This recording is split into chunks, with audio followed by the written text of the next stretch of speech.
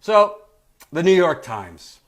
The New York Times. You know, I'll be honest with you. Before I became radicalized by the Young Turks, a long time ago, I wanted to work for the New York Times. Before I knew that the mainstream media was just a bunch of fucking stenographers for big banks, big oil, big pharma, big anything.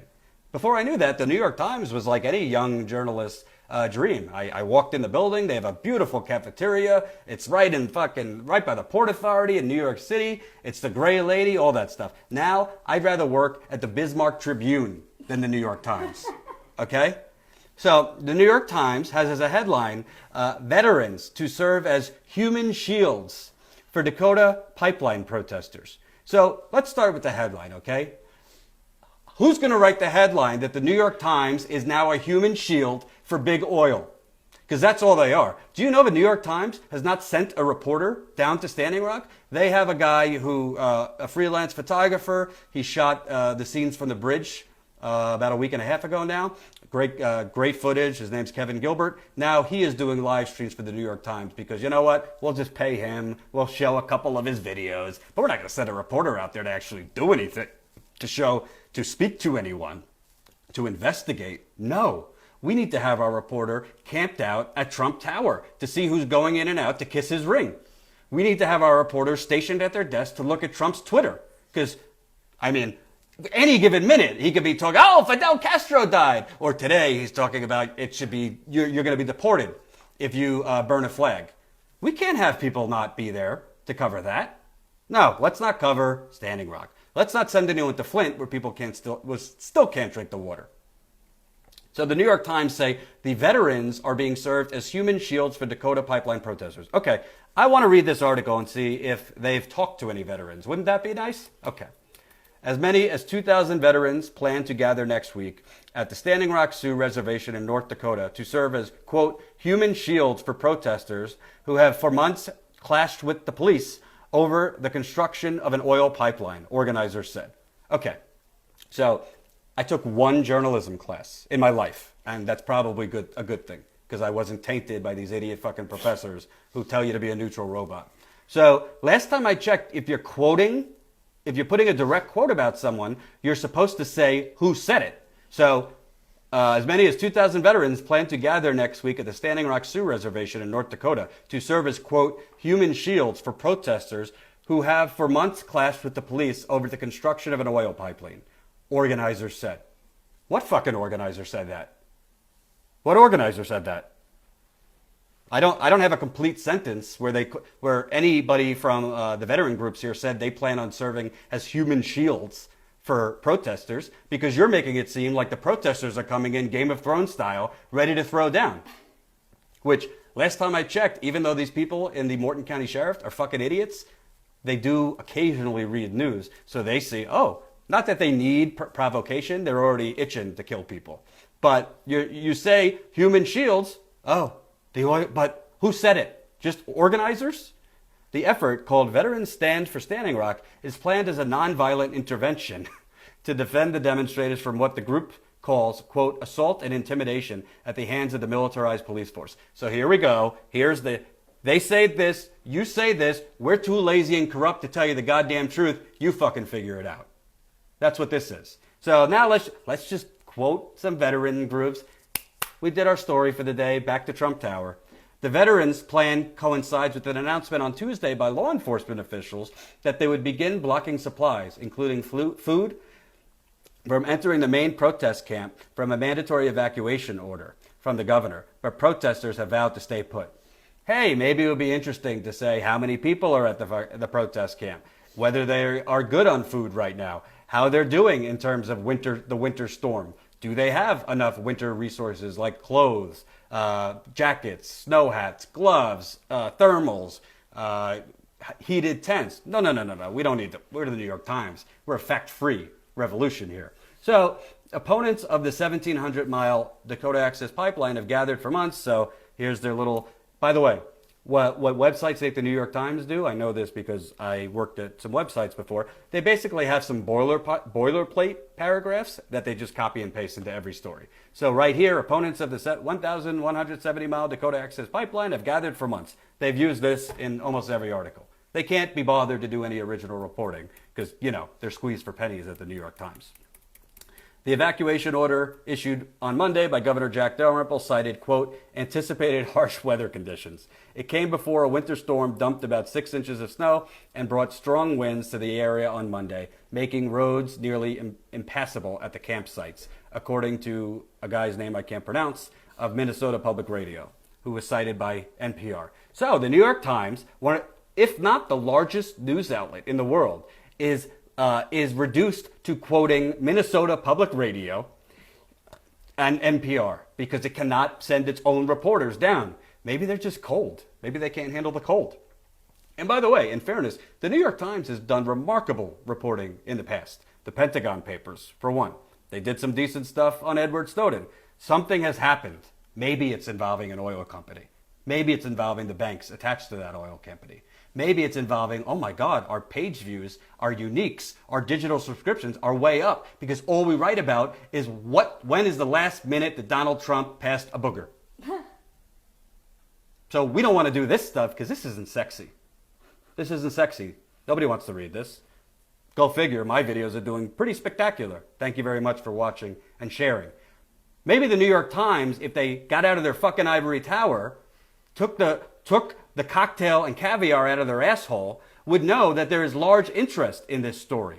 And by the way, you don't only report on something because the masses want it. Sometimes you report on it because it's very important. And it's your job to show them why it's important. When I first came to Standing Rock in September, the videos I was doing were barely getting any views.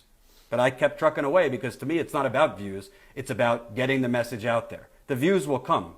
It's an important story. And even if they don't come, it's still important to inform people because, again, it's not just about water. It's not just about land. It's about human rights. And it's about do we allow greed to rule this country or do we allow humanity to rule this country? Nobody's against people making as much money as they want. But doing so by risking other people's lives, yeah, I'm against that. The Young Turks is against that. So let me continue. Since the New York Times apparently is reduced to reciting bloggers in their underwear from Minnesota Public Radio. The New York Times, wait a minute, let me see here if they interviewed a veteran for this piece. The New York Times, yeah, okay, so they did, in fairness. So the veterans' effort will also run up against a plan by the Army Corps of Engineers to close off access to the protesters' campsite and create a free speech zone. Federal officials said anyone on the land after December 5th could be charged with trespassing. Yeah, good luck with that. Michael A. Wood Jr., a founder of the Veterans Event, said in an interview, also a friend of the Young Turks, former Baltimore police officer, has done a lot for Standing Rock and other civil rights issues. Mr. Wood, who served in the Marine Corps, organized the event with Wesley Clark Jr., another TYT host. He is spearheading the veterans group to come to Standing Rock. I'll put that GoFundMe in this video description as well. He also talked, I believe, to the New York Times.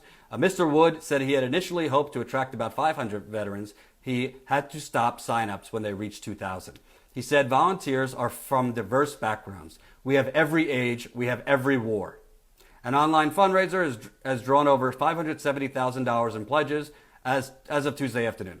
One veteran, L'Oreal Black-Shaw, said the mission is to support the protesters, descendant of two Native American tribes, the Oglala Lakota and Northern Arapaho. She served in the Army for nearly 88 years, finishing her career as a sergeant. Quote, okay, are you going to treat us veterans who have served our country in the same way as you have those water protectors? Miss Black-Shaw said, referring to the protesters. We're not there to create chaos. We are there because we are tired of seeing the water protectors being treated as non-humans. The authorities have used rubber bullets, pepper spray, and water cannon against demonstrators, hundreds of whom have been injured, according to protest organizers. Again, the New York Times cannot be bothered to get their fucking elitist, limousine liberal, cocktail crowd ass down to Standing Rock. So whenever they state a fact, they have to say, according to protest organizers.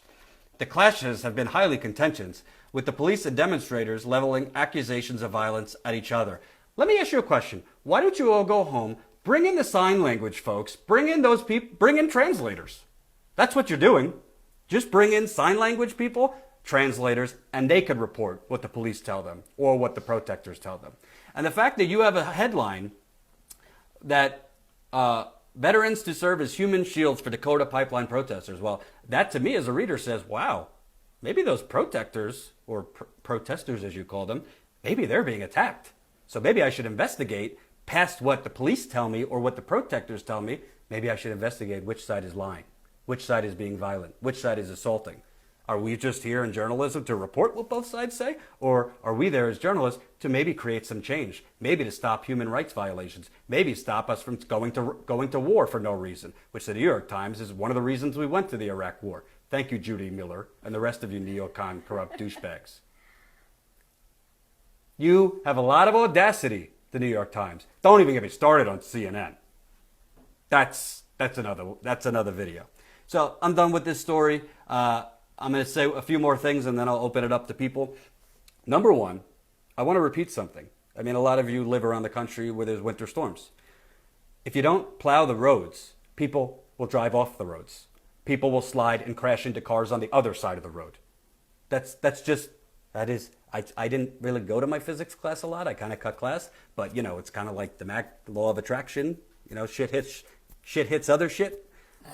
I think. I might be wrong. I wasn't a scientist guy.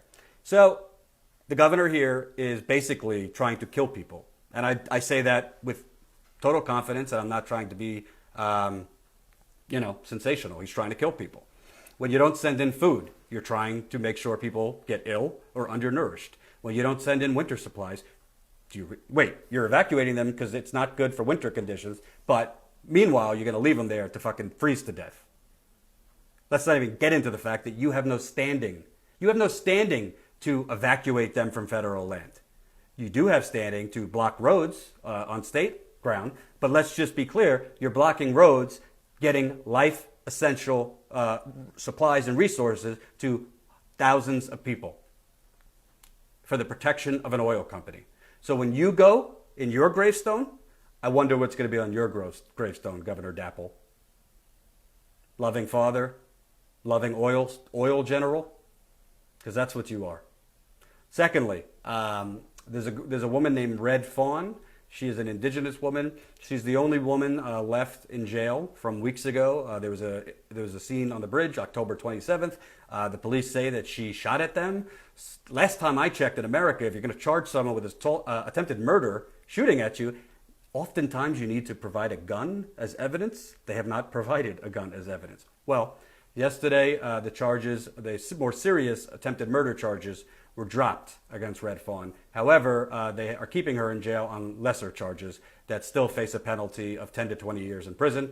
I don't know if it's going to be tomorrow or Thursday. I will be interviewing her sister. I would love to interview her, but it's difficult to interview someone who's in jail. There's multiple campaigns online, hashtag Free Red Fawn. From every eyewitness account I've heard, she did not have a gun, did not shoot at anyone, but in North Dakota, up is down, the sky is green, and people shoot at police without guns. So I will be interviewing her. Again, the 21-year-old, Sophia Walensky, who had her arm nearly blown off. As of yesterday, I was told she's doing good. She still has her arm. Of course, she's not going to have complete function in her arm. But as of now, they've been able to prevent her from being amputated, and she has a couple surgeries to go. And we are pumping out videos as fast as we can. I got a nice Swedish guy helping me with that. Adam, where do people go for your Facebook page? Yeah, I'll put it under the video. It's too complicated.